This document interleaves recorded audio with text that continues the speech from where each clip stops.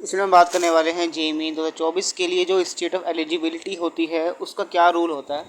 काफ़ी बच्चे ऐसे होते हैं जो अपना एग्ज़ाम किसी और जगह देते हैं और रहते कहीं और पे हैं, या फिर जो ऐसे बच्चे हैं जिन्होंने पहली बार एग्ज़ाम क्लास 12 का किसी अलग स्टेट से दिया होगा, फिर इम्प्रूवमेंट दे दिया तो कहीं और से दे दिया, तो वो क्या करेंगे इसमें देखो साफ साफ मैंशनड है। अगर हम बात करें यहाँ पे देखो एग्जाम्पल की, if a candidate appears for the class 12 qualifying examination from institution instituted in new Delhi and is a resident of Noida, यानी कि ये कह रहे हैं कि मान लो कोई बच्चा है जो क्लास 12 का स्टूडेंट है, उसने किसी जगह से एग्ज़ाम दिया, किसी स्कूल से एग्ज़ाम दिया आपने जो कि नई दिल्ली में न्यू दिल्ली में आपने एग्ज़ाम दिया, लेकिन आप रहते नोएडा में है, और नोएडा तो उत्तर प्रदेश में आ गया ना, नोएडा तो यूपी में है।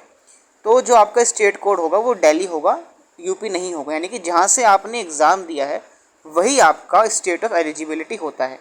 कहाँ पे रहते हो उससे कोई मतलब नहीं है, ठीक है। दूसरा, if a candidate has pass the class 12 exam from one state but appear for improvement from another state, मान लो आपने यूपी से क्लास 12 का पास आउट किया और आप शिफ्ट हो गए, और शिफ्ट होके आप उड़ीसा चले गए, अब वहाँ पे आप एग्ज़ाम दे रहे हो इम्प्रूवमेंट का, तो आपकी स्टेट ऑफ एलिजिबिलिटी कौन सी होगी? स्टेट ऑफ एलिजिबिलिटी आपकी जो रहेगी वो यूपी ही रहेगी, क्योंकि जहाँ से आपने पहली बार एग्ज़ाम दिया।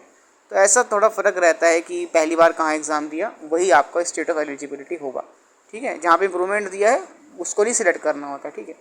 और जो बच्चे NIOS से हैं, ठीक है, नेशनल ओपन स्कूल से एग्ज़ाम दे रहे हैं, ठीक है, तो उनके लिए क्या है, उनके लिए जहाँ पे स्टडी सेंटर जहाँ पे आपका होगा वो जिस स्टेट में है, मतलब आपका कहीं भी स्टडी सेंटर मिलता है ना NIOS में, तो वो जिस स्टेट में होगा वही आपका स्टेट ऑफ एलिजिबिलिटी होगा, ठीक है। तो आई होप ये चीज़ आपको समझ आ गई है। बाकी इसमें लिखा है for Indian nationals passing the class 12 exam from Nepal और Bhutan the state code of eligibility will be determined based on a permanent address in India as given in the passport of the candidate, ठीक है। तो ये उनके लिए जो foreign nationals हैं या फिर जो नेपाल भूटान वाले उनका है, तो ठीक है। तो मेनली जो NIOS के हैं इम्प्रूवमेंट के बच्चे हैं, और जो क्लास 12 के जो नॉर्मल जो एग्ज़ाम देते हैं उनके लिए state of eligibility. I hope आपको समझ आ गई हो। कोई और डाउट हो तो कमेंट कीजिएगा, कोई नई अपडेट आएगी उस बारे में आगे बात करेंगे। अगर आप चैनल पर नहीं हैं तो सब्सक्राइब कीजिए।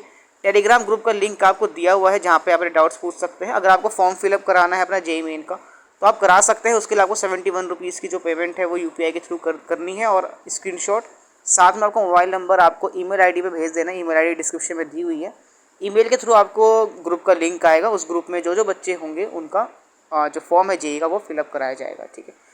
ठीक है, तो कोई नई अपडेट आएगी उस बारे में बात करेंगे आगे। Thank you so much.